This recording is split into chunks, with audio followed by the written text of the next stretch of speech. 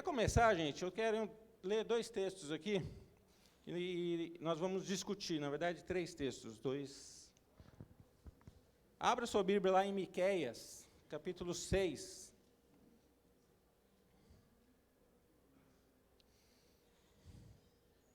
Miqueias 6, versículo 8.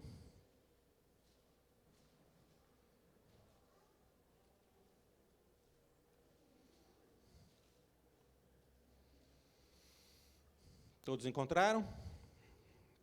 Eu vou ler esses 3 versículos e depois eu vou estar distribuindo aí para vocês lerem, que hoje tem bastante versículo, tá, gente? Gostaria de pedir a sua ajuda para estar lendo assim conforme for apresentado.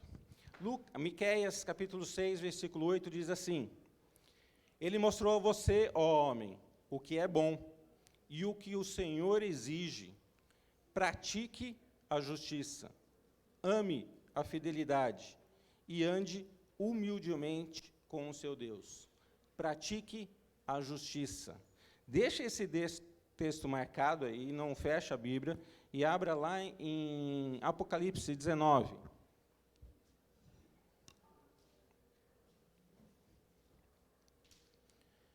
Apocalipse 19, versículo 8.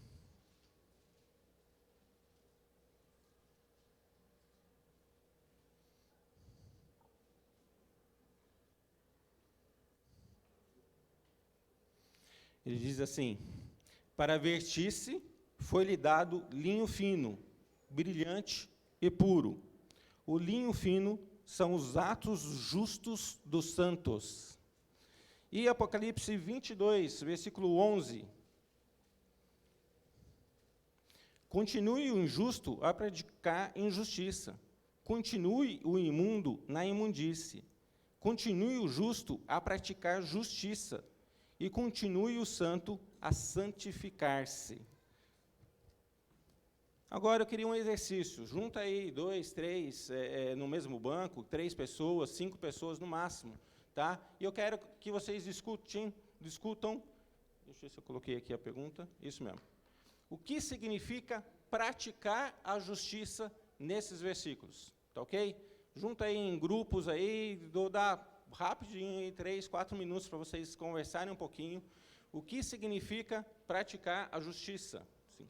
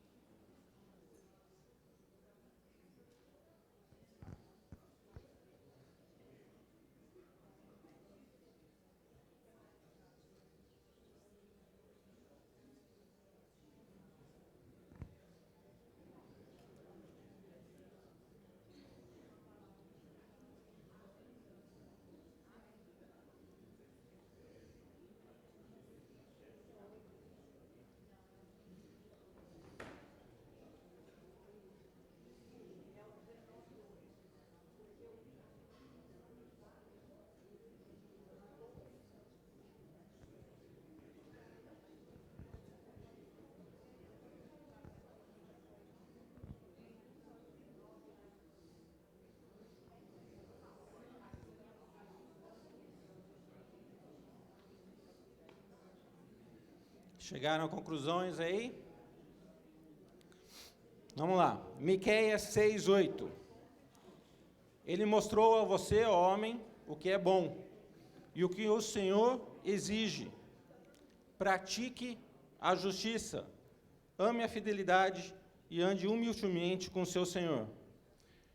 E lá em Apocalipse fala que o linho fino são os atos justos dos santos.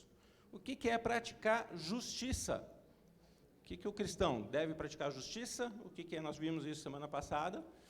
Quem quer se arriscar? Quem quer ser o primeiro? Primeiro sempre é lá atrás. Mateus, espera aí que o pastor vai levar até você o microfone para todo mundo escutar. Não, na verdade, assim, tem muito a ver com o que a gente já viu na semana passada. E, assim, eu vejo muito à luz do Velho Testamento, né, onde a justiça nada mais é do que aplicar a lei contra tudo que é errado, né? E aí, assim, não tem muito segredo, né? Humanamente falando, era simples, né? Chegar e condenar e aplicar a lei, né? Só que aí, no Novo Testamento, parece que o negócio muda. Então, temos que ter mais sensibilidade. Mas, ao mesmo tempo, às vezes a gente confunde e acha que, deixa quieto, Deus vai dar conta, entendeu? E Ele coloca as coisas e as leis pré-estabelecidas por Ele mesmo e pelo homem para a gente aplicar. Então, aplicar a lei, né? Aí ele, no final, lembrou, aplicar a lei de Deus e aplicar a lei dos homens, né? Ok, quem mais? Quem mais quer arriscar aí? O que é os atos de justiça? Gente, olha que interessante, os nossos atos de justiça vão vestir o santo. O manto deles são os nossos atos de justiça. Olha que interessante. Quem mais? Mais alguém quer arriscar aí? O que é praticar justiça?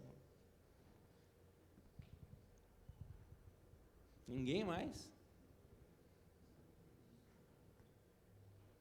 O Cosmo. Nós discutimos aqui o que é praticar a justiça, diferente talvez da justiça de hoje, olhando como o Velho Testamento, como o irmão falou, a praticar a justiça dentro do padrão de Deus. E aí você tem que confrontar ou ser confrontado, diferentemente do que é praticar a justiça nos dias de hoje. Está ali um promotor que pode responder muito bem essa pergunta, mas o padrão de Deus bíblico a gente praticar hoje é confronto, com certeza, é você abrir mão e é ser confrontado. Ok. Damos um pouquinho mais aqui. Mais alguém? Aqui. Já que citaram, né? Tem que ter réplica, né? Não, assim, eu não sei se é uma definição ou um conceito um tanto quanto simplista, mas nos meus discursos com os jurados diariamente, eu tenho que ter um discurso mais coloquial, né? Uma retórica simples, sem ser simplório, mas eu costumo definir o seguinte, e eu falo sempre isso. Justiça, na minha avaliação, de uma forma bem sintética, é mais ou menos aquilo que está em 1 Pedro, que é premiar os bons e castigar os maus. Eu defino desta forma. Porque, como foi colocado, principalmente hoje, eu não peguei a aula passada, mas pelo título eu acho que eu percebo, que é realmente uma visão sempre distorcida, essa questão de justiça social, né? Então, é ressignificar as palavras. Toda revolução cultural começa com uma revolução semântica. Então, querem redefinir as palavras, querem reinterpretar as escrituras. E, no final das contas, o que a gente vê muitas vezes é o inverso, né? É premiar os maus e punir os bons. Exato. Hoje em dia, é isso que acontece no mundo todo, mas, em especial, no Brasil. E é o que eu digo para os meus jurados também. Daqui a pouco, esse promotor de justiça vai estar preso por aquilo que ele fala, por aquilo que ele pensa, por aquilo que ele crê. Enquanto isso, os bandidos continuam à solta. A gente cada vez mais vê que o errado está certo e o certo está errado, né? Por isso, praticar a justiça não é tão simples, né? Eu queria trazer aqui, eu acabei esquecendo, uma figura que nós vimos na semana passada do iceberg, né? Então, quando a gente fala e vê as pessoas falando justiça social, a gente está vendo só em cima. Mas o que está por baixo, que é muito mais amplo? No que realmente essas pessoas que estão falando sobre justiça social acreditam? O que elas pregam realmente como modo de vida, né? Hoje nós vamos estar nos atentando mais, gente, com respeito à justiça no Antigo Testamento e tentando entender um pouquinho disso, como que Deus ele exige de nós essa justiça, e Ele deu exemplo dessa justiça e deu leis para o povo de Israel para passar aos povos, não era só para eles, mas para passar aos povos.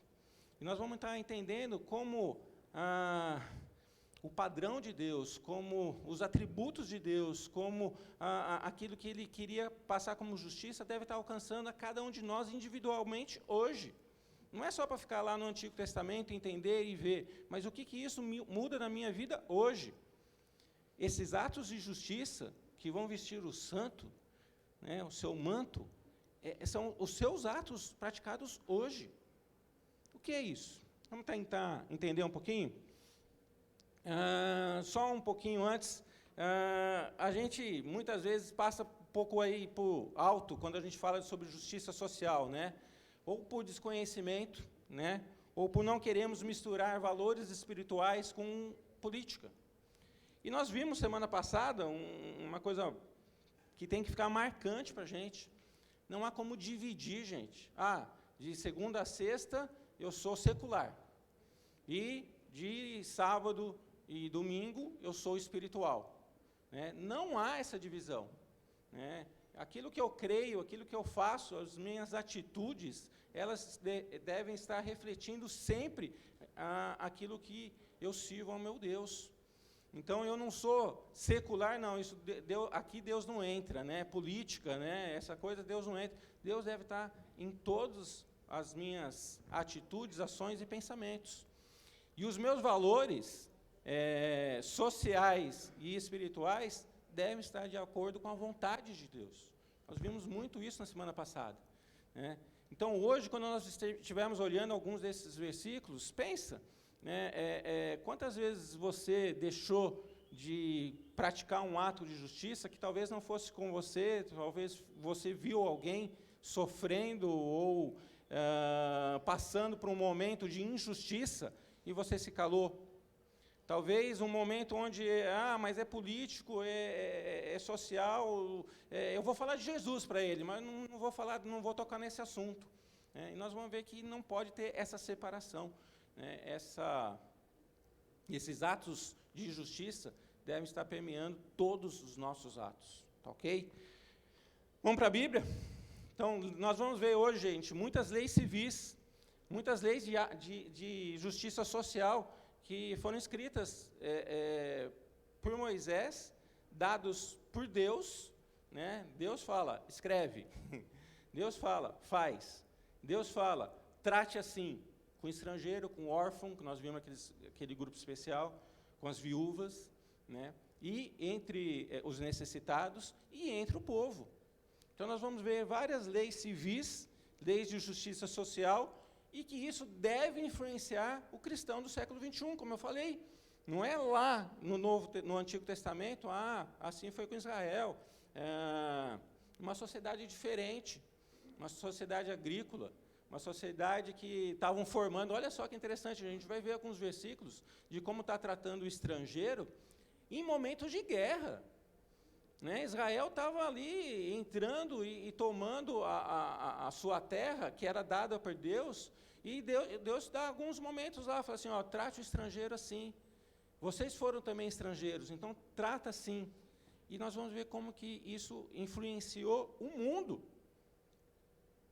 da época, que são leis totalmente fora do que o mundo pregava. Né? E isso deve chegar a gente. Né? Esse aprendizado de como Deus usa a sua justiça no Antigo Testamento deve mexer com você hoje, século XXI. Então, vamos lá, Deuteronômio. E aí eu vou pedir para alguém, quem achou, ler para mim, o Alexandre vai levar o microfone até você. Deuteronômio 10, 17 a 18. Já uma outra pessoa vai abrindo depois para mim, esse Atos 4, 32 e 35, Tiago 1, 27 e Tiago 2, 14 e 17. Então, 4 pessoas lendo aí para mim. Deuteronômio 10, 17 e 18.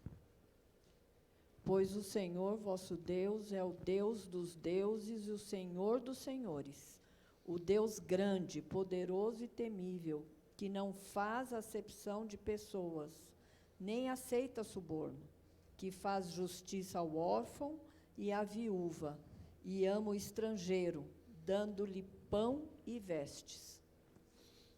Dando-lhe pão e vestes. Ele ama, gente, o estrangeiro. Ele ama o órfão. Ele ama as viúvas. E ele fala, eu faço justiça. Vamos ver alguns desses versículos no Novo Testamento que ele fala? Atos 4, 32 a 35.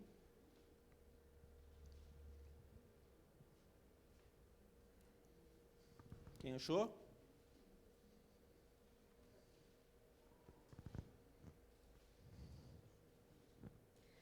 Da multidão dos que creram, era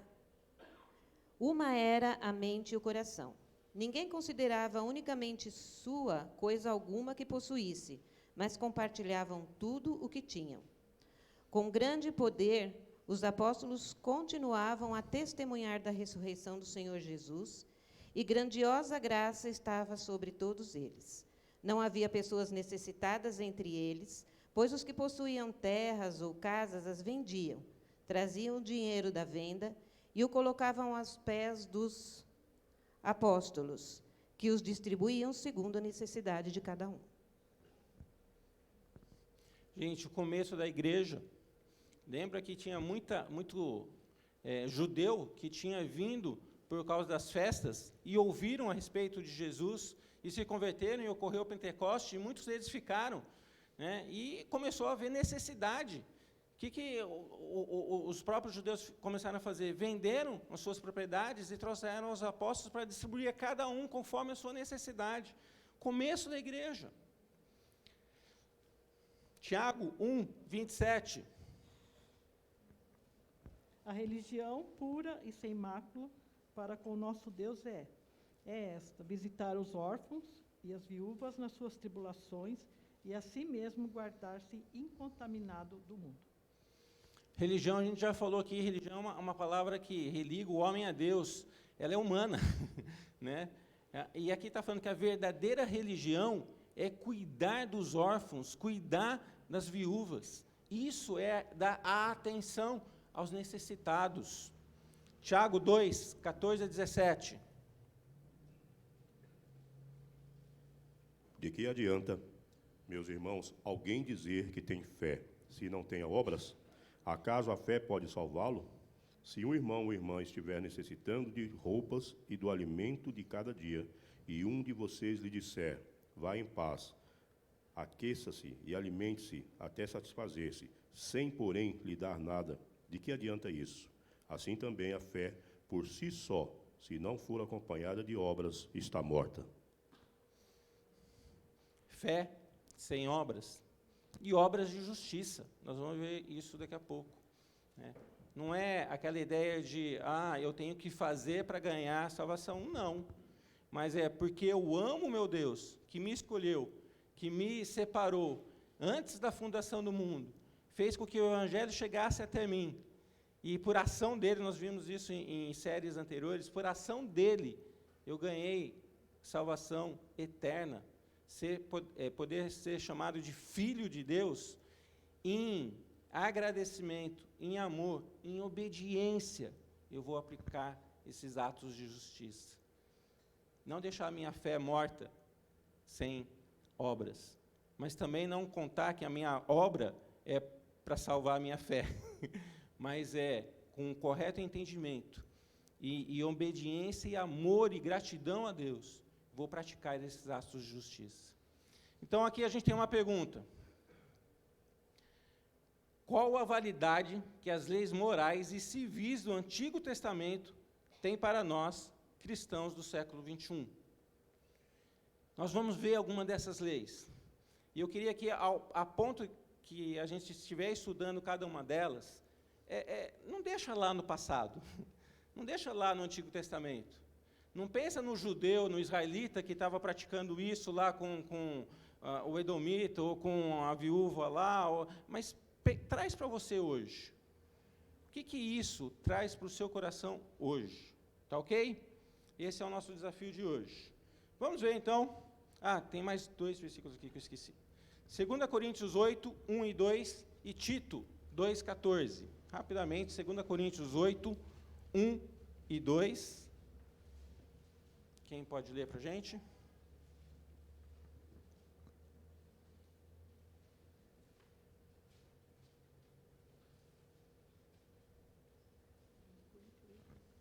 Também, irmãos, vos fazemos conhecer a graça de Deus concedida às igrejas da Macedônia, porque no meio de muita prova e tribulação manifestaram a abundância de alegria, e a profunda pobreza deles superabundou em grande riqueza da sua generosidade.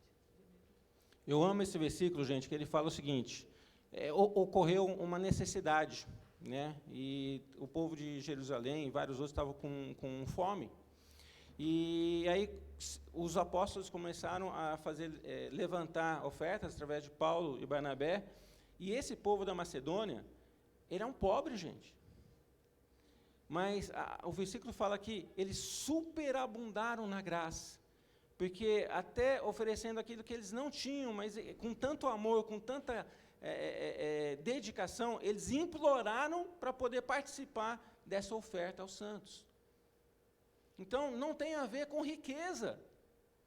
Então eu sou rico, eu sou obrigado a fazer justiça social, mas eu sou pobre, eu não tenho o quê, então justiça é para os outros. Gente, não tem isso. Justiça é para mim e para você, independente da classe, da conta bancária, independente da vida financeira que você tem. É para nós estarmos praticando os atos de justiça. E nós vamos ver que muitos não envolvem nem questão financeira, mas questão de olhar o necessitado com amor, com compaixão. E Tito 2, 14.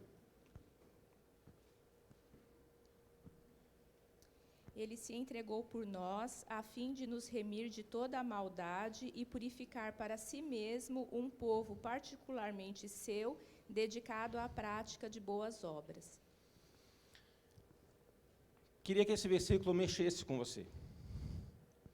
Jesus veio à Terra para cumprir as suas promessas feitas lá atrás, lá em Gênesis.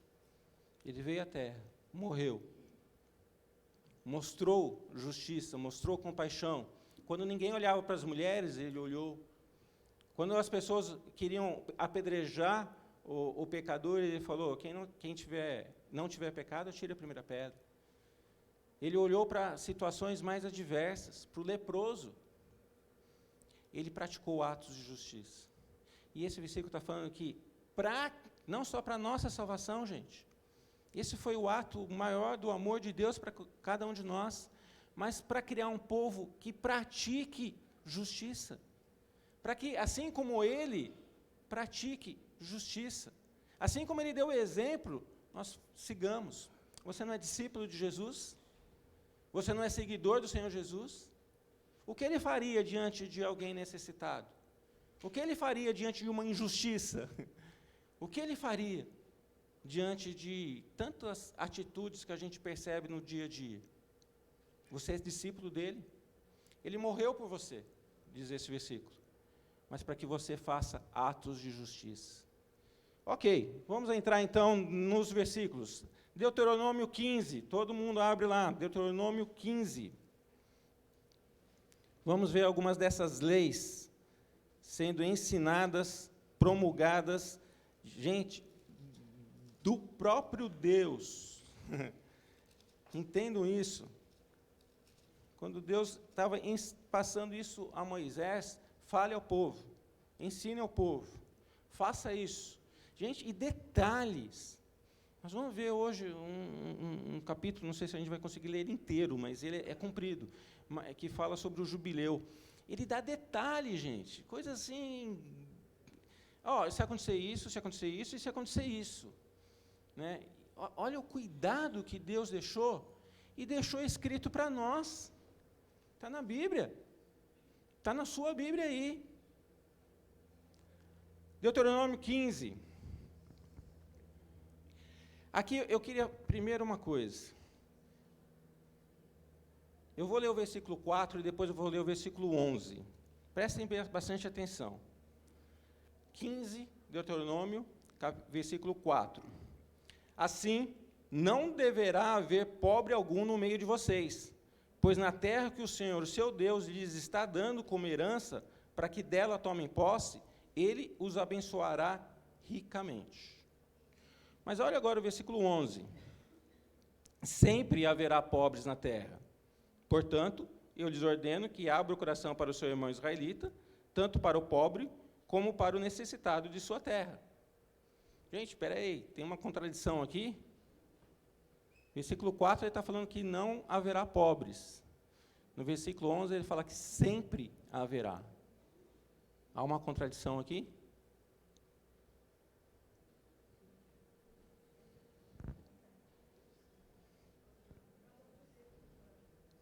Hã? A Cris fala assim, que haverá por causa da dureza do coração. Na minha versão, ele fala assim, não deverá haver.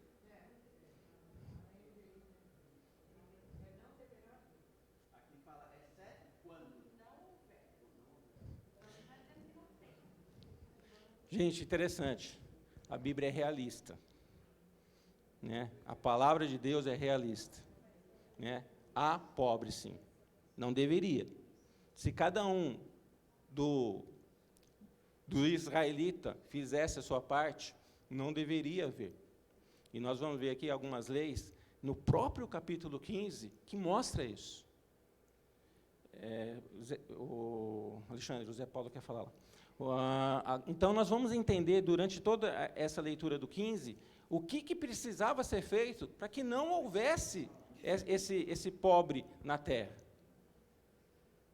Eu queria saber o seguinte, onde fica o trabalho aí, entendeu? Porque a gente fala do pobre, mas não fala do trabalho. Então, onde fica isso? Nós vamos chegar num versículo muito interessante, Zé, que fala sobre isso. Né? Não é simplesmente o auxílio, o Bolsa Auxílio, não.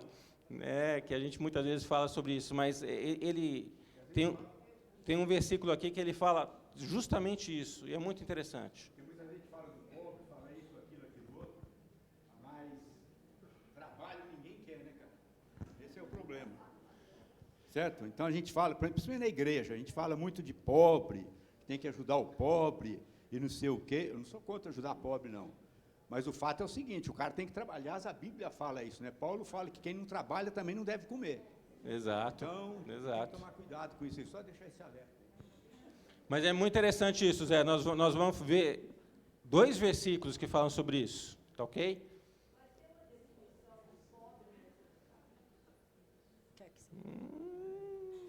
Não descer a isso.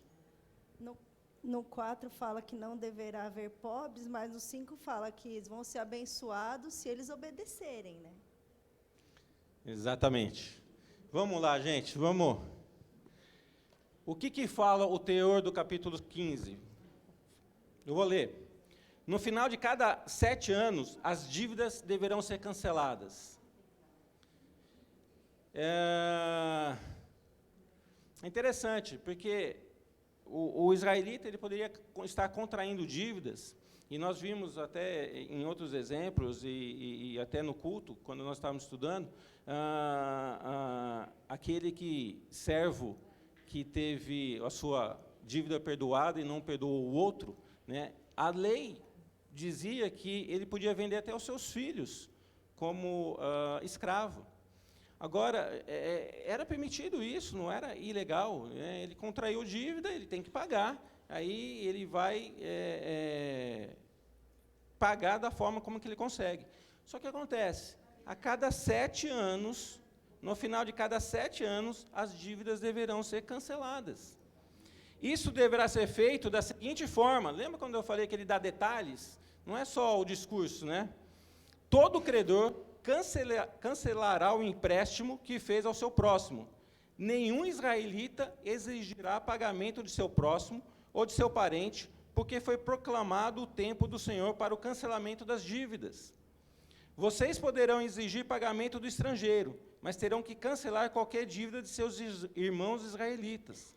Assim, não deverá haver pobre algum no meio de vocês, pois na terra que o Senhor, o seu Deus, lhe está dando como herança, para que dela tomem posse, ele os abençoará ricamente, contanto que obedeçam em tudo ao Senhor, o seu Deus, e ponham em prática toda essa lei que hoje estou lhe dando. Gente, a dívida tinha que ser cancelada, e com generosidade e liberalidade. Olha só, versículo 6. Pois o Senhor, o seu Deus, os abençoará conforme prometeu, e vocês emprestarão a muitas nações, mas de nenhuma tomarão emprestado. Vocês dominarão muitas nações, mas por nenhuma serão dominados. Se houver algum israelita pobre em alguma das cidades da terra que o Senhor, o seu Deus, lhe está dando, não endureçam o coração, nem feche a mão para com seu irmão pobre. Ao contrário, tenha a mão aberta e emprestem liberalmente o que ele precisar. Cuidado, que nenhum de vocês alimente esse pensamento ímpio. O 7º ano, o ano do cancelamento da dívida, está se aproximando, e não quero ajudar o meu irmão pobre. Ele poderá apelar para o Senhor contra você, e você será culpado desse pecado. Dele generosamente e sem relutância no coração, pois por isso o Senhor, o seu Deus, o abençoará em todo o seu trabalho e em tudo que você fizer. Sempre haverá pobres na terra. Portanto, eu lhe ordeno que abra o coração para o seu irmão israelita, tanto para o pobre como para o necessitado de sua terra. Gente, não para aí. Esse aqui ele fala com respeito a cancelamento de dívidas e a ideia de ser generoso, de ser liberal. E aqui tem uma promessa de Deus, né, que Ele vai estar fazendo. Aqui tem uma promessa de Deus, uma cobrança de Deus, né? Ele vai estar abençoando ricamente. E quando aquela pessoa puder estar usando de coração ímpio, coração duro, não vou emprestar esse ano porque o ano que vem eu vou ter que perdoar. Deus vai cobrar isso dele. Olha só que interessante. Mas não para aqui, ele continua. Versículo 12. Se o seu compatriota hebreu, homem ou mulher, vender-se a você e o servi-lo 6 anos, então veja só, era permitido. Contraiu dívida, não conseguiu pagar, vendeu os filhos, a esposa, ele mesmo, vendeu-se para pagar essa dívida, é permitido. Só que acontece, e servi-lo 6 anos, no 7º ano, dele a liberdade. E quando o fizer, não o mande embora de mãos vazias. Dele com generosidade dos animais do seu rebanho e do produto da sua eira e do seu tanque de prensar uvas. Gente, além de libertar os escravos, deixa eu ver se vai caber aqui. Não. Além de libertar esses escravos que trabalhou para ele durante 6 anos, deu-lhe a forria, deu-lhe a liberdade e ainda o ajudou. Ajudou com uvas, ajudou com animais, ajudou daquilo que ele tinha. Mas olha só, ele continua. Lembre-se, dele com generosidade, dele conforme a bênção que o Senhor, o seu Deus, lhe tem dado. Então, Deus abençoa para que ele pudesse estar abençoando ao seu ex-servo, ao seu ex-escravo, ao seu irmão israelita. Lembre-se de que você foi escravo no Egito, e que o Senhor, o seu Deus, o redimiu. É por isso que hoje lhe dou essa ordem. Era uma lei, gente, uma ordem.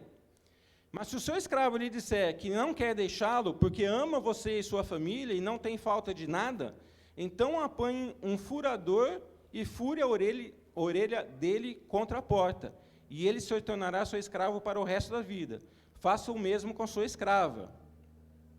Daí nasceu o brinco, viu, gente? Não se sinta prejudicado ao libertar o seu escravo, pois o serviço que ele prestou a você nesses 6 anos custou a metade do serviço de um trabalhador contratado. Olha só a justiça como ela desce.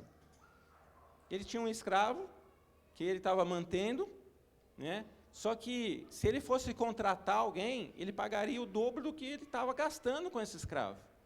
Então, ele falou assim, olha, não se sinta constrangido, pelo contrário, você foi enriquecido, você foi abençoado pela atitude dele.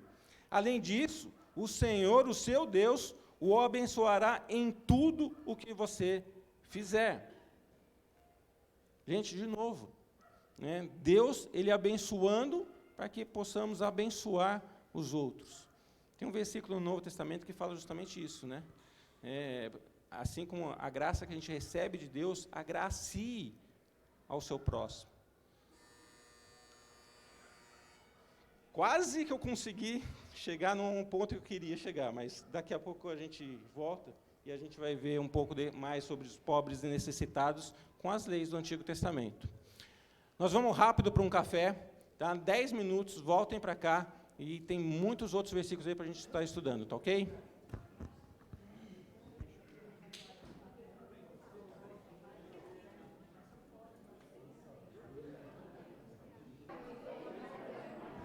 Ok, vamos nos assentando.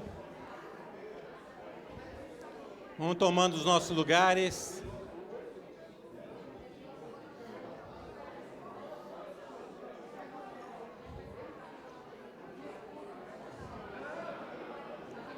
Vamos sentando, gente.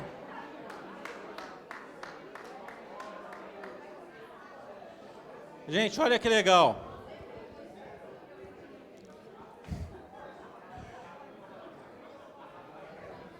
Eu vou convidar o Marcos. Marcos, peraí.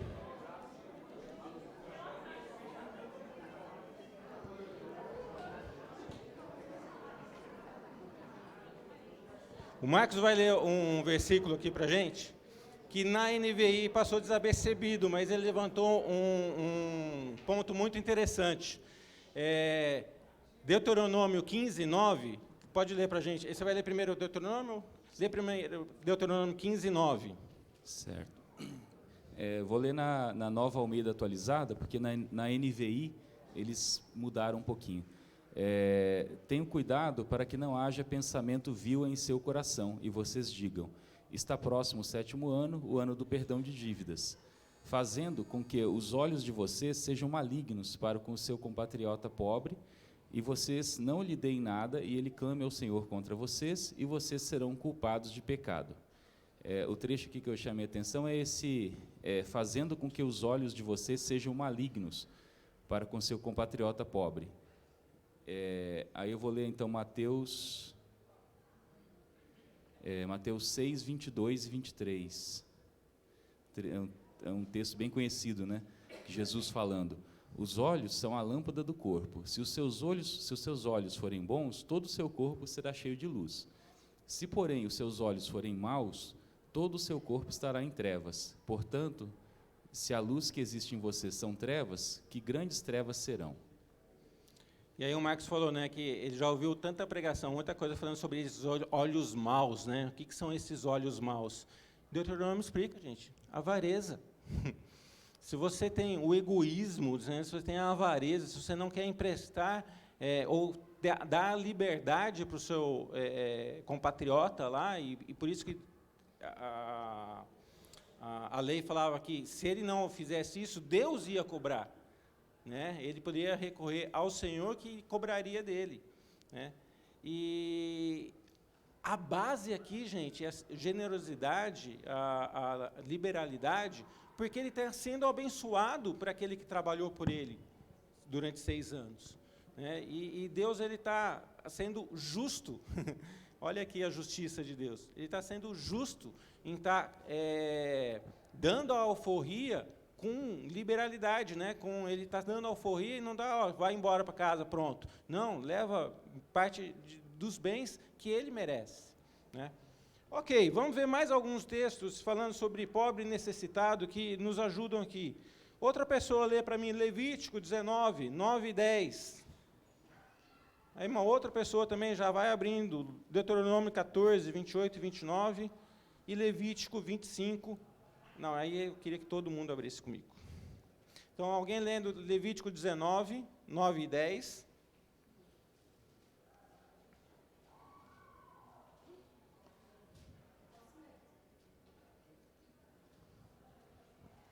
Quando fizerem a colheita da sua terra, não colham até as extremidades da sua lavoura, nem ajuntem as espigas caídas de sua colheita. Não passem 2 vezes pela sua vinha, nem apanhem as uvas que tiverem caído. Deixem-nas para o necessitado e para o estrangeiro. Eu sou o Senhor, o Deus de vocês. Aqui é a lei da respingadura, né? Aquele que estivesse colhendo, ele falou, se caiu, deixa no chão.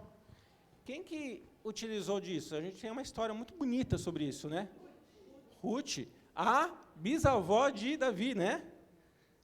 Gente, olha só, como quando estava ali acontecendo, e Boaz fala, deixa cair, deixa cair, porque estava favorecendo alguém necessitado, né? 2 viúvas, né? Ela e Noemi, as 2 viúvas, podendo levar, usar de uma lei que era específica para isso. O Zé Paulo falou, né? Ele não fala, recolha e leve, para necessitar, separe um pouco e leve para quem precisa. Eles também têm que fazer a parte deixa lá, deixa ele trabalhar e vir pegar o que, né? É interessante. Exatamente, aqui não é só o Bolsa Família, né? Aqui é o trabalho da pessoa ir lá, e lembra que ela ia junto com muitas outras pessoas, né? E ela então tinha que trabalhar rápido para pegar a parte dela. Interessante. Deuteronômio 14, 28 e 29.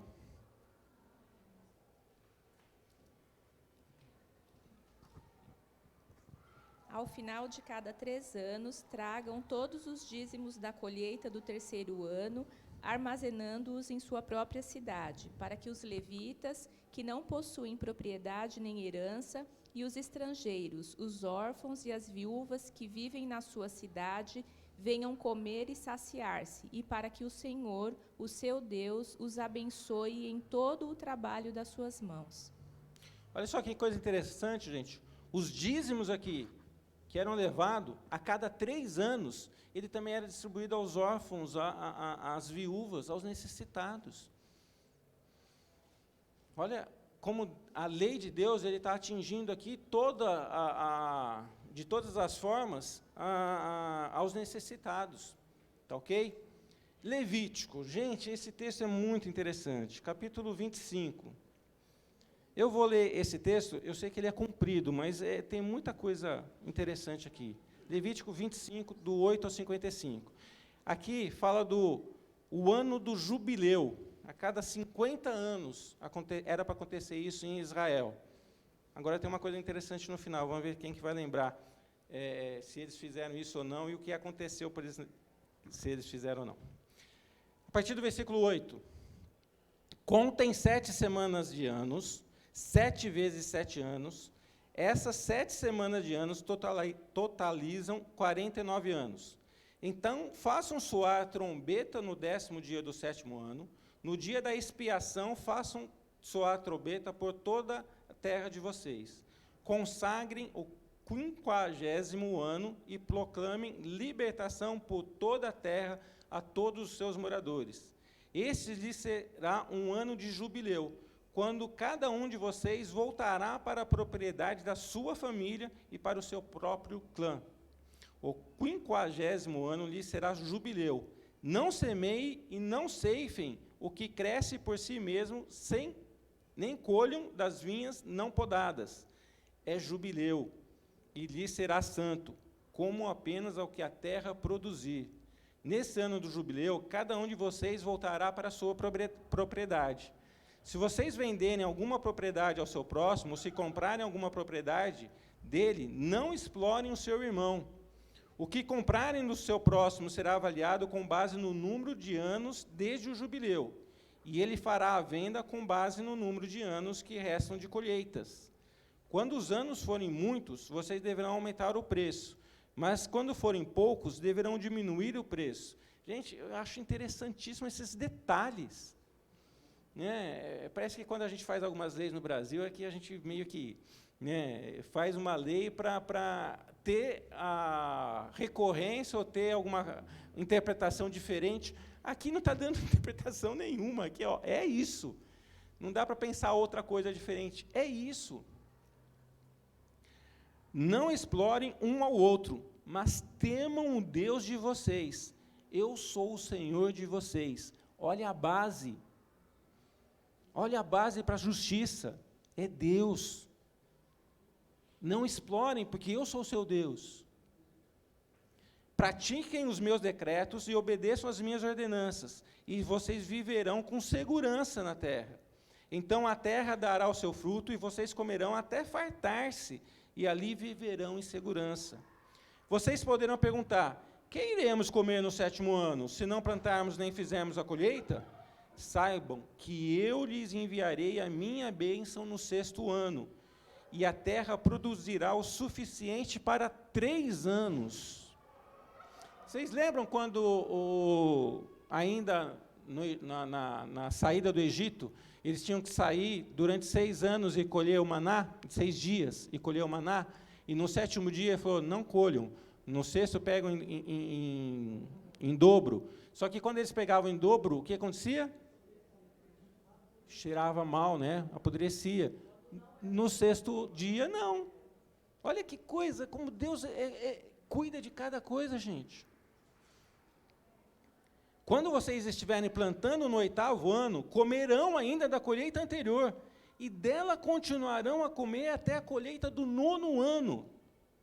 A terra não poderá ser vendida definitivamente, porque ela é minha. Olha que conceito, gente. A terra é minha. E vocês são apenas estrangeiros e imigrantes. Assim até hoje. E nós somos o que mesmo, na verdade, gente? Nós também somos embaixadores do Senhor Jesus aqui. Em toda a terra em que vocês tiverem propriedade, conceda o direito de resgate da terra. Se alguém do seu povo empobrecer e vender parte da sua propriedade, seu parente mais próximo virá resgatará aquilo que o seu compatriota vendeu. Se, contudo, um homem não tiver nem quem lhe resgate a terra, mas ele mesmo prosperar e adquirir recursos para resgatá-la, calculará os anos desde que a vendeu e devolverá a diferença àquele a quem a vendeu. Olha só, né, aquela ideia, né? Vamos tirar vantagem? É calcular as colheitas. Quantas colheitas faltam? É esse o valor que eu vou te pagar. Mas se não adquirir recursos para devolver-lhe o valor, a propriedade que vendeu permanecerá em posse do comprador até o ano do jubileu. Será devolvida no jubileu, e ele então poderá voltar para a sua propriedade. Se um homem vender, olha só que interessante, se um homem vender uma casa numa cidade murada, terá o direito de resgate até que se complete 1 ano após a venda. Nesse período, poderá resgatá-la. Se não for resgatada antes de completar 1 ano, a casa da cidade murada pertencerá definitivamente ao comprador e aos seus descendentes. Não será devolvida no jubileu. Por quê, gente?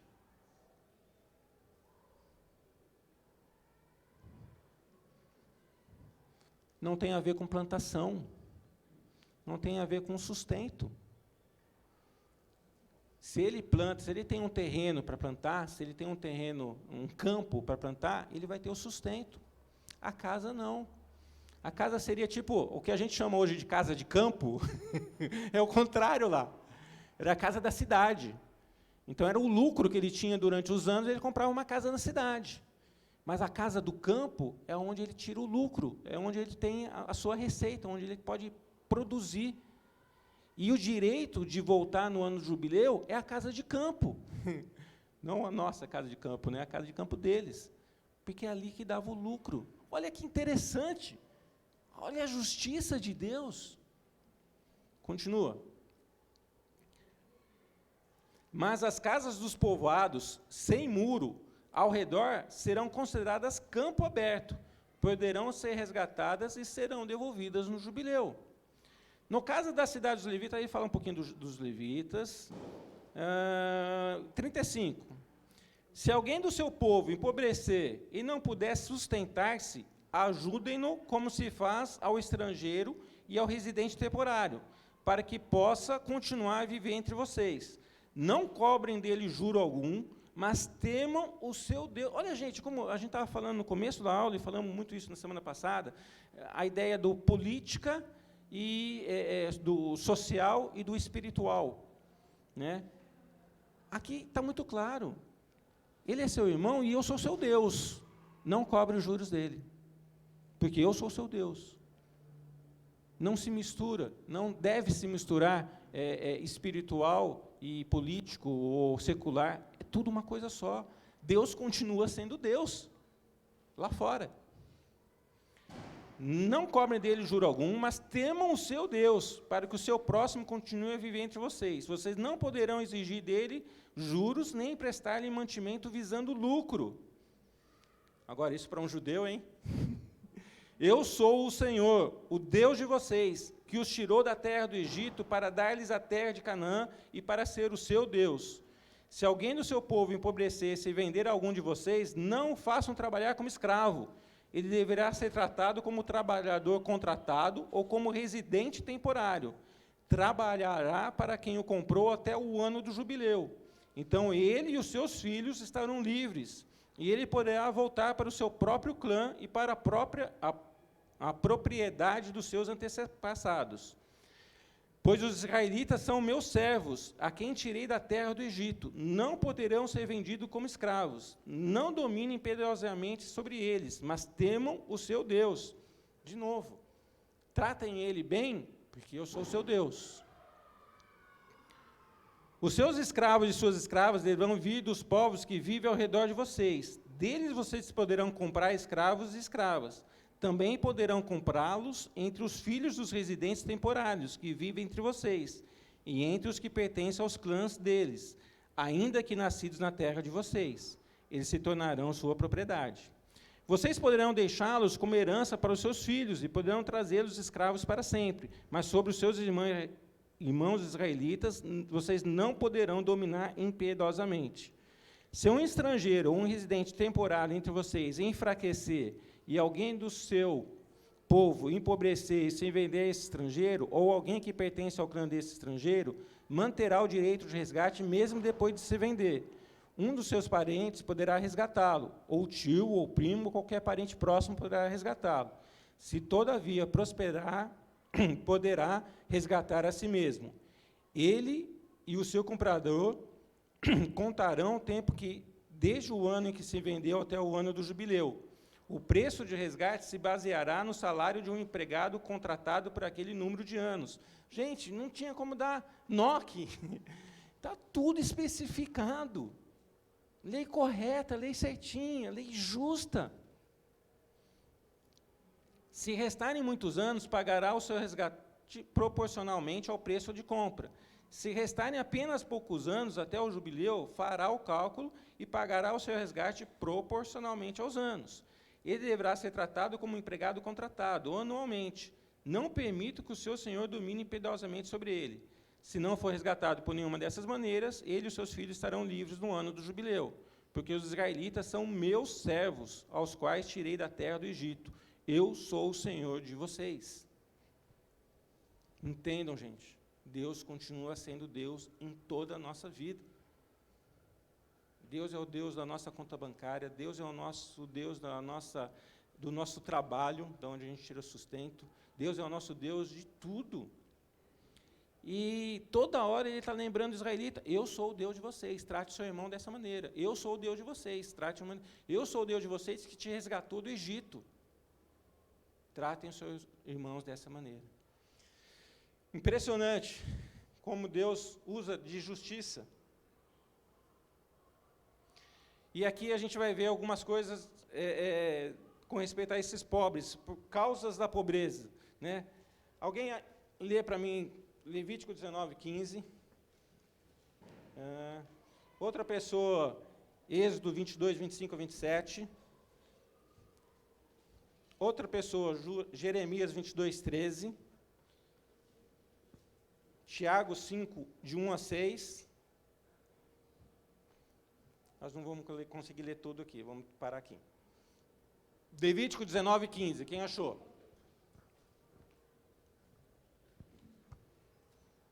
Não farás injustiça no juízo, nem favorecendo o pobre, nem comprazendo ao grande, com justiça julgarás o teu próximo. Olha que interessante aqui. Quando ele fala assim, não favorecendo o pobre, eu falo, pô, peraí, mas é a justiça. O que for juiz ali, porque é pobre, eu tenho que olhar de olhar. Não, nem favorecendo o pobre, nem favorecendo o rico, seja justo. Olha que interessante. Êxodo 22, 25 a 27. Quem?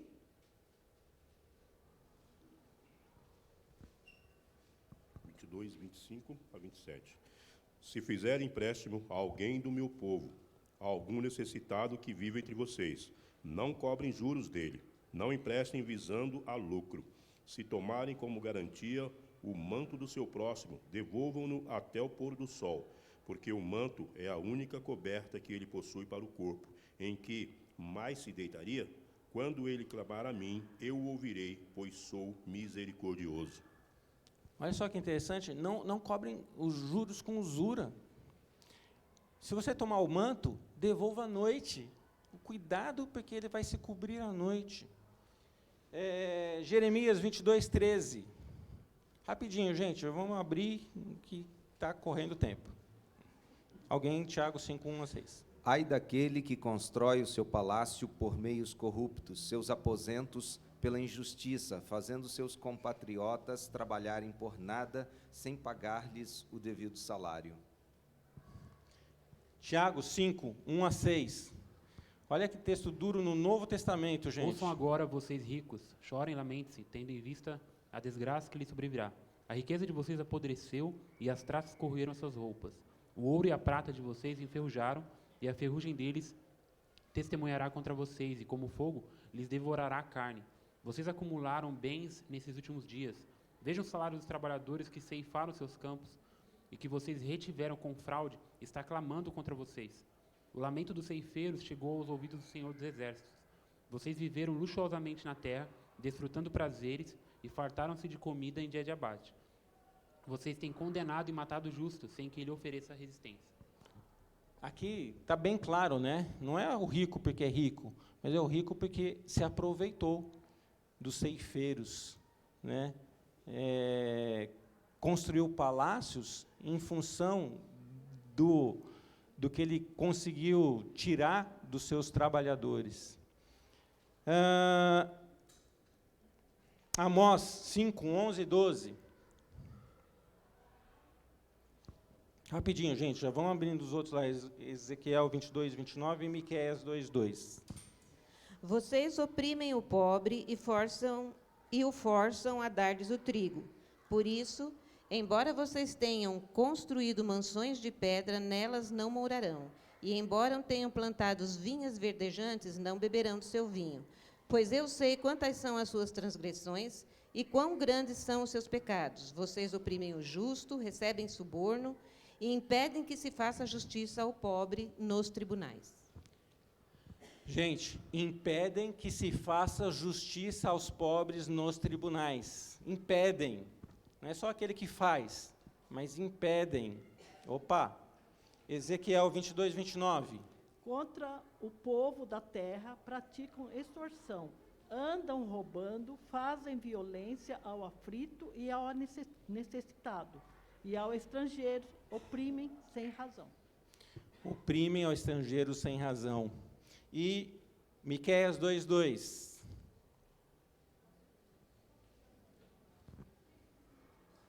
Cobiçam terrenos e se apoderam deles. Cobiçam casas e as tomam. Fazem violência ao homem e à sua família, a ele e aos seus herdeiros. E Isaías 5, 8.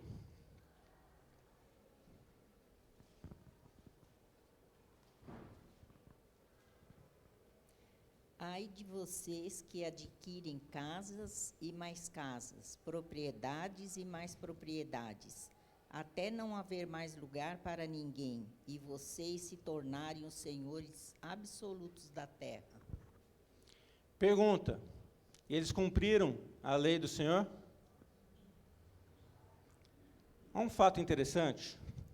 Quantos anos eles ficaram cativos. Alguém lembra? Por que 400? Acho que é 490. Por que 490, Camila? Você sabe dizer?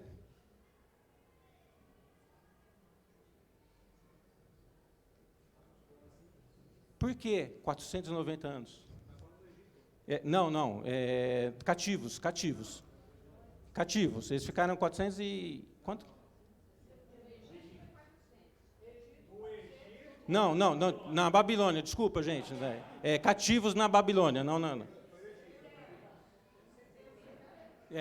70 anos, desculpa. Por que 70 anos?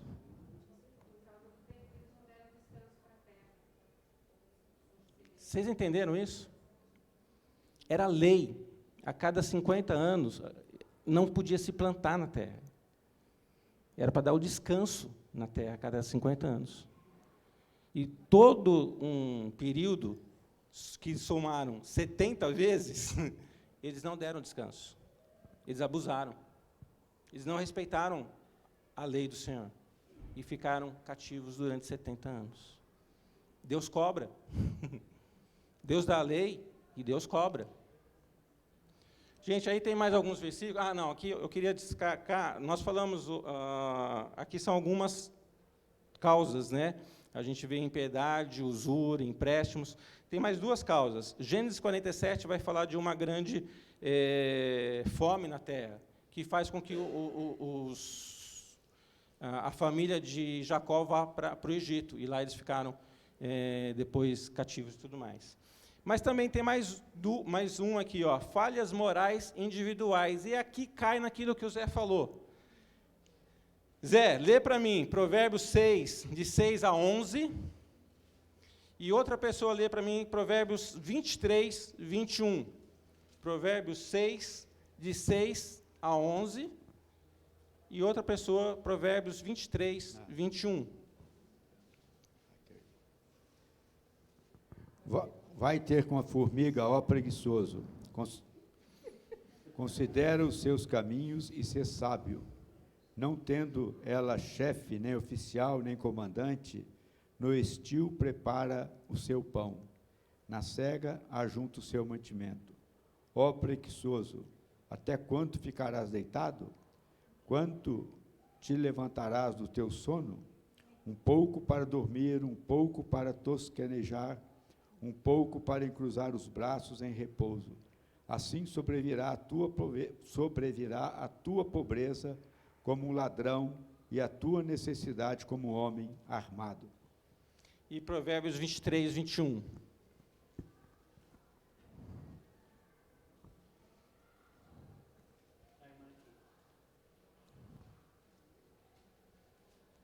Porque o beberrão e o comilão caem em pobreza, e a sonolência vestirá de trapos o homem.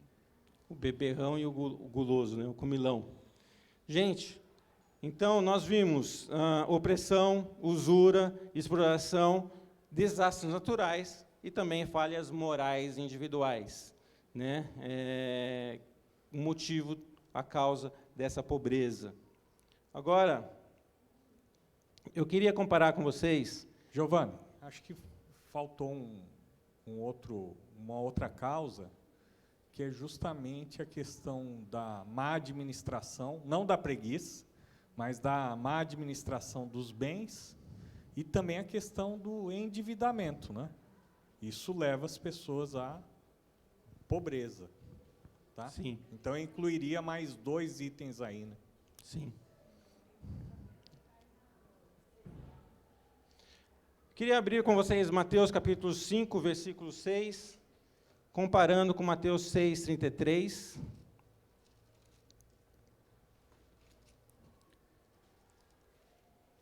Cinco, 6 fala assim: bem-aventurados que têm fome e sede de justiça, pois serão satisfeitos.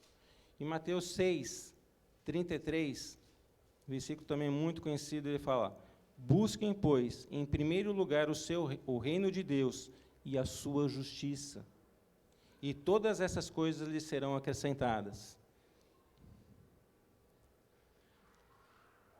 Cabe ao cristão ser sensível e generoso em relação aos seus irmãos, ao mesmo tempo em que é correto e idôneo em sua conduta como cidadão e membro da sociedade. Essa ideia de ter sede de justiça, porque serão satisfeitos, é um mandamento de Jesus, né? Bem-aventurados que têm sede de justiça, porque serão satisfeitos. O que é sede de justiça, gente? De ver a coisa correta, de lei de Deus ou lei do homem, se é justiça ou não. Se há pessoas, lembra quando nós falamos, se há pessoas sendo injustiçadas ao seu redor, a igreja não deve se calar, o cristão não deve se calar. Ao mesmo tempo que ele deve ser correto e idôneo em toda a sua conduta, como cidadão e como membro da sociedade. Tá? Espero que todos esses versículos nós vimos, falando sobre a justiça de Deus, leis trazendo leis civis, leis para o cuidado, leis que falam de propriedade, leis que falam do necessitado, do pobre, possa estar fazendo com que você seja assim, né? Uma pessoa sensível, generosa, em relação não só aos irmãos, mas, ao mesmo tempo, correto e idôneo com as coisas que Deus tem dado para você como conduta, como cristão e membro de uma sociedade. Esses textos todos nós já lemos, e a ideia seria trazer agora coisas práticas para a gente pensar nisso com respeito à igreja local. Mas eu queria ir direto para a conclusão, porque nosso tempo já está chegando. As leis civis, ensinadas e promulgadas por Moisés, estão fundamentadas no caráter de Deus, que nunca muda. Gente, não é porque é o Antigo Testamento, não é porque era uma cultura diferente, não era porque era um povo diferente, não era porque era um momento diferente. Nós estávamos falando ali na fora, né? Mas hoje em dia o brasileiro realmente muda muito. Mas essas leis foram baseadas no caráter de Deus. E o caráter de Deus não muda. Olha que Paulo fala em Romanos 14, 17. Vou pedir aqui, Rodrigo, lê para mim, Romanos 14, 17.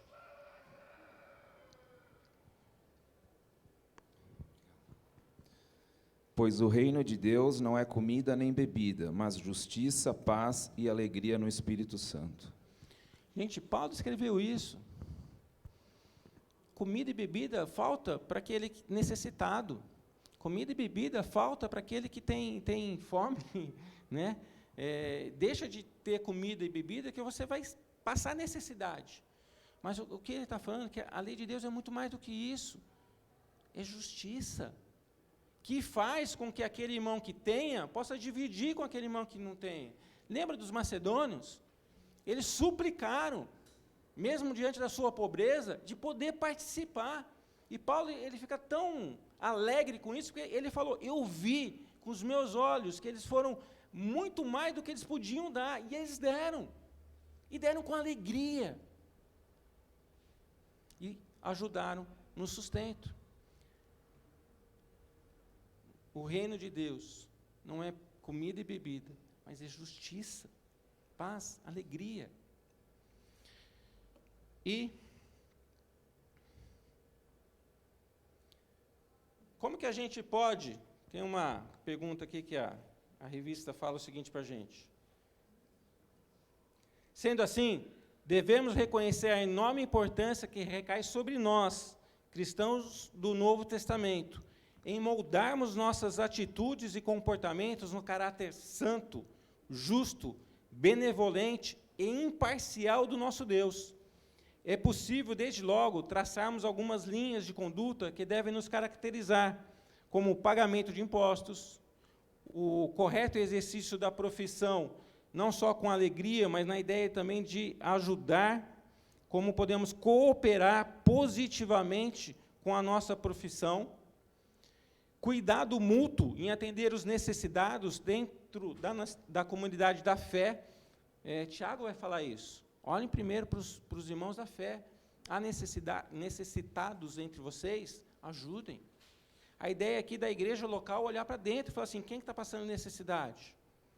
Quem está necessitando de ajuda? Mas também participação em causas sociais na sociedade fora da igreja. Posso falar uma coisa? Sim.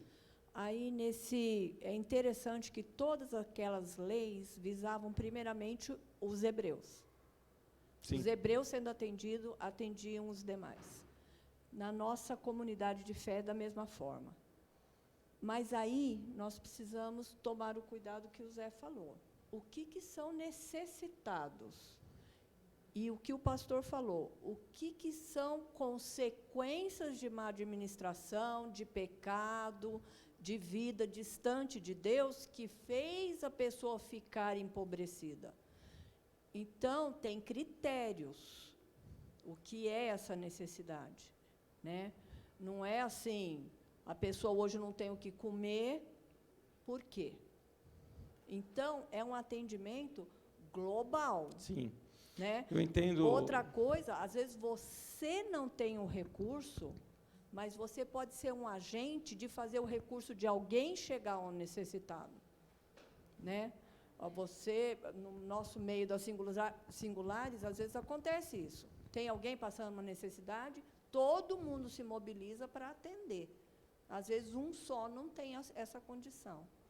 Então, eu acho que a gente precisa ter cautela do que é necessitado e pobre no nosso meio. E tratar raízes para sair dessa situação.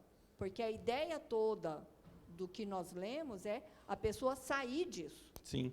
Não continuar nesse estado. Isso. Bem lembrado, o que o pastor colocou, realmente eu não tinha colocado, não tinha atentado para isso. Agora, uma coisa interessante, né? Eu acho que negar a ajuda a gente nunca pode, mas essa ideia de repente, um discipulado, uma administração financeira. Eu lembro que várias pessoas, quando a gente pegava o seu Arialdo e dava treinamento de administração financeira. Né? Então, essa ideia de treinar, corrigir, cuidar, ensinar, muitas vezes até exortar, um pouco mais duro, né? Mas não negar ajuda. Né? E, principalmente, gente, essa ideia de que, se nós não estivermos fazendo isso, Deus vai cobrar da gente. Assim como vai cobrar daquele que estava também agindo de maneira falha, né? Como ele cobra daquele que não trabalha, como ele cobra daquele vai ter com a formiga ao preguiçoso. Né? Deus olha. E o que é mais sensacional de tudo, gente, isso me empolgo, que Deus é onipresente, onisciente. Ele sabe quando... eu não sei quando alguém me pede dinheiro no farol, se eu ajudo, se eu não ajudo, se eu fico olhando assim, mas Deus sabe. Deus sabe, e Ele vai fazer com que a gente olhe para dentro de nós e vejamos quem realmente está em necessidade. Muitas vezes é necessidade de ensino. Né? Vem aqui, vamos aprender a fazer aqui um orçamento familiar. Vem aqui, vamos aprender a gastar com maneira de que você recebe, não do que você gasta mais do que recebe. E muitas vezes é treino. Muitas vezes não é dando dinheiro, mas é dando ensino. Muitas vezes é ouvindo e falando, olha, não vai para esse caminho, vamos procurar alguém mais já experimentado nisso aqui, saber se deve ou não abrir o negócio próprio, se deve ou não fazer isso, procurar isso. Né? Agora, interessante, Deus, que todas essas leis civis no passado ditou a Moisés, né, está baseado no seu caráter santo, justo. E isso não mudou, gente. Deus não muda. Então, nós devemos também agir não só profissionalmente, não só no nosso dia a dia, administrando corretamente aquilo que a gente tem, pagando os nossos impostos sem querer fraudar os impostos, pagando aquilo que é de César, dar de César o que é de César, mas também com generosidade, com liberalidade, olhando os nossos irmãos, em primeiro lugar, e olhando a sociedade também. Zé, lá atrás, por favor, pastor. Peraí, gente, aí todo mundo escuta.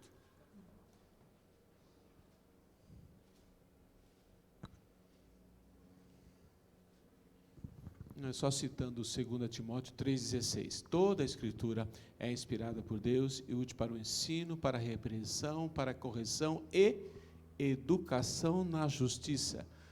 Como diz outra versão, instrução na justiça. Então, a gente quer saber o que é justiça e como praticá-la. A palavra de Deus é referência, como ela mesma diz. Exatamente, Zé. Muito obrigado. Aplicação. Qual o desafio que este estudo traz para a sua vida? Com o que você está disposto a se comprometer?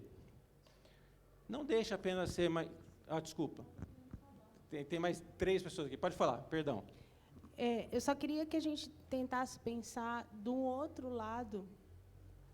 Às vezes a gente se coloca numa situação de julgamento e deixa de fazer porque a gente acha que sabe que o outro não precisa. Às vezes, essa não é a nossa função, e às vezes não é da nossa conta. Às vezes, Deus quer tratar comigo. Deus me manda pôr a mão no bolso, ou na despensa, ou no guarda-roupa, e estender para o outro. Isso não é da minha conta, o que Deus vai fazer. Eu não acho que sempre falta de responsabilidade. Aí a gente estava... A Zela achou aqui o versículo de Mateus 5,42, que diz: dá a quem te pede e não voltes as costas ao que deseja que lhe emprestes. Então, às vezes, a gente precisa tomar cuidado em catalogar quem precisa ou não. Às vezes, Deus está simplesmente querendo trabalhar no meu coração, porque eu tenho dificuldade de estender a mão. Então, quando a dificuldade é minha, talvez eu não deva olhar com tanto critério e crítica para a necessidade do outro. O que ele vai fazer com aquilo, ele vai responder para Deus. A minha função diante de Deus, naquele momento, é estender a mão. Muito boa palavra. Obrigado. Gilberto, é isso? Gilberto, depois a Jô.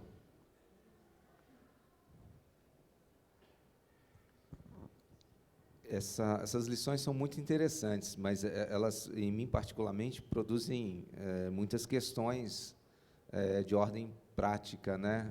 Lendo todos esses textos sobre a terra, me parece um prato cheio aí para a reforma agrária e para uma série de outras questões que a gente vai ouvir aí fora, né? Pode ser que não, nem estou dizendo que é o tema, mas...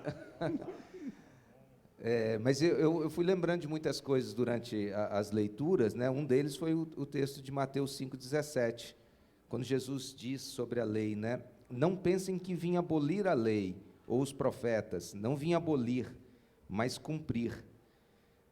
Então, a gente vê o compromisso de Cristo com tudo aquilo que Deus tinha dado ao povo lá atrás, né? E sobre isso que a irmã acabou de falar... lembrei também de Mateus 25, 35, né? Quando Jesus disse: pois eu tive fome, e vocês me deram de comer, tive sede, e vocês me deram de beber, fui estrangeiro, e vocês me acolheram. Então, a gente vê o próprio Cristo se colocando aqui numa situação de precisar da ajuda, e muitas vezes... Isso é para nos abençoar, né? Poder ajudar e você imaginar que você está fazendo isso para o próprio Cristo é maravilhoso, não é? E eu tenho, desde aquela série de lições sobre a escola do deserto, eu tenho me parado para pensar sobre aquilo que Deus ensinou ao povo depois da saída do Egito. E aí... coloco para que os irmãos também pensem a respeito, eu acho que nunca no planeta Terra havia acontecido a história de uma dominação como o Egito fez com seu próprio povo, né? E isso foi o próprio José quem estabeleceu. O faraó, ele comprou terras, comprou pessoas. Eu acho que o mundo nunca tinha... experimentado ver um governo, né, um Estado tão poderoso que era dono de tudo, né? E, ao mesmo tempo, os hebreus estavam muito bem naquela situação, né? Era José que tinha implementado tudo aquilo. E, num segundo momento, a gente vê o povo saindo de lá como escravos. Mas a gente nunca, talvez tenha notado, que tinha uma turma no meio deles que saiu também, mas o tempo todo queria voltar, porque estava comendo muito bem no Egito, estava morando muito bem no Egito, e não queria voltar sozinho, porque não me consta que Moisés os aprisionava, mas eles não queriam voltar sozinhos, provavelmente queriam voltar com os escravos, para entregá-los novamente aos egípcios e continuar desfrutando deles. Então, me parece que Deus teve um cuidado muito especial de mostrar como que a banda deveria tocar, né? Então, essas leis vieram corrigir, talvez, uma injustiça social muito grande praticada pelos próprios hebreus. E isso ensina muito para a gente. Sim. Era o comentário. Jô? Então, às vezes não é o recurso financeiro, é um abraço, é um ouvido. A IECA tem assim, falando que aqui não existe amor, às vezes, muitas vezes. Mas esses dias, 15 dias doente, eu recebi muito amor dessa igreja. Eu estou muito grata ao Senhor pelo que o Senhor fez, através dos irmãos em Cristo, porque a minha família foi os irmãos em Cristo. Amém. Então, Deus usou a igreja para nos acudir, eu e o Espina, porque a gente sempre combinava, um fica doente, o outro não fica, hein? Porque um cuida do outro. Só que Ficou os dessa dois, vez, né, Jô? não foi Ficaram os possível, dois. nós ficamos juntos. Então, eu recebi carinho, eu recebi amor, eu recebi ajuda de todas as maneiras. Amém. Então, eu louvo e agradeço muito ao Senhor. Essa aula é muito prática, para nós, para mim principalmente, e às vezes as pessoas não falam que elas estão necessitadas. Tem isso também, que aí entra o orgulho da pessoa, não falar que ela está necessitada, porque quando a gente está necessitado, a gente tem que falar. Como é que o outro irmão vai saber que a gente está? Sim. Porque é um ouvido, às vezes, só isso, e um abraço, um telefonema, uma mensagem, é só isso. Gente, eu extrapolei muito tempo. Eu queria Giovana, só eu dar um queria, recado. Uma última colocação que eu acho que é importante, é assim. A coisa mais fácil no que diz respeito a ajudar os necessitados e pobres é simplesmente ir lá, dar o dinheiro, dar a cesta básica. Mas a nossa missão como igreja, ela sempre está vinculada ao discipulado. Então, veja bem, lógico que tem o aspecto da compaixão, mas não pode simplesmente ser, eu vou saciar a fome de alguém hoje. A gente tem que pensar em como ajudar essas pessoas a conseguirem se sustentar pelas suas próprias pernas. Vou dar um exemplo para vocês que eu lembrei agora, quando você estava falando. Teve uma família que chegou ao nosso conhecimento que passava muita necessidade, mas estavam numa situação, gente, de extrema pobreza. Nós fomos lá, visitamos, vimos quais eram as reais necessidades, o que é que eles precisavam, não era só do alimento, tinha que dar também o gás, necessitavam de remédio e tudo mais, e mais do que isso, necessitavam de um emprego. E nós conseguimos um emprego para o camarada. E ele não apareceu na segunda-feira para trabalhar. E nós fomos atrás. Por que que você não foi no lugar que a gente indicou para trabalhar? Estava tudo certo. O camarada disse o seguinte para a gente: pastor, 8 horas da manhã é muito cedo. É muito cedo para trabalhar. Vocês estão entendendo que não é uma situação tão simples de ser avaliada? Não, gente, não é assim. O que a gente está falando é o seguinte: existem várias causas da pobreza. A gente não está dizendo que todo necessitado é porque é preguiçoso, mas existem. Não estamos dizendo que todo necessitado é porque ele foi oprimido por alguém desonesto. Cada situação é uma situação. Então, a gente achar que todo problema é só de uma origem é ser simples demais, né? A gente tem que avaliar cada situação individualmente para ajudar da melhor maneira possível. Mas eu não acredito que é possível prestar uma assistência sem conduzir a pessoa a um verdadeiro discipulado. Porque o discipulado vai transformar a vida da pessoa. Até mesmo desse camarada, que a gente arranjou emprego, ajudou e tudo mais.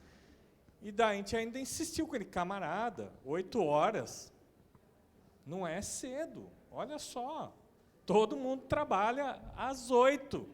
E daí ele perguntou, não tem um emprego assim, comece às 10 horas? Eu falei, não tem, pelo que você é capaz de fazer, infelizmente não tem. O que aconteceu? Sumiu. Daí como é que a gente faz, né? Então, são coisas para a gente pensar aí. Tá bom? Gente, que esses desafios fiquem aí, que realmente não é simples, mas participem das próximas, que nós vamos falar várias outras coisas. Um recado bem rápido aqui. Temos panqueca, preço promocional. Está congelada, está aqui embaixo, está com a Cláudia. Se você quiser levar, o pacote é R$30, promocional. Leve para sua casa, descongele e coma panqueca na hora do almoço. Tá bem? Ale, você devolveu aqui? Ora para a gente encerrando e até mais o culto, gente. Deus, eu quero te agradecer pelo sustento que o Senhor dá às nossas vidas, porque nós reconhecemos que tudo o que nós somos capazes de realizar vem das Tuas mãos. Obrigado porque o Senhor tem sido muito gracioso com a nossa igreja. Mas também, ó Deus, nós pedimos que o Senhor nos lembre de que nós somos canais da Tua graça e que devemos, sim, abençoar e acudir essas pessoas que a Tua palavra mesmo diz que é um dever do Teu povo. Mas nos dá muita sabedoria, sensibilidade e que possamos, de fato, contribuir para que essas pessoas sejam supridas de uma maneira adequada. Pedimos a Deus que o Senhor sempre nos dê um coração generoso, porque é esse o nosso problema. Nós somos, na maioria das vezes, mais avarentos do que realmente pessoas que são generosas. Nos livre, ó Deus, do amor ao dinheiro, mas também nos dê muita sabedoria, para que nós não contribuamos para que as pessoas continuem em situações difíceis. Nos abençoa, Deus, durante esse domingo e nos traz de volta para ouvir a Tua palavra no culto logo a mais. Muito obrigado a Deus, oramos assim em nome de Jesus. Amém. Bom domingo, gente. Perdão pelo avanço da hora aí.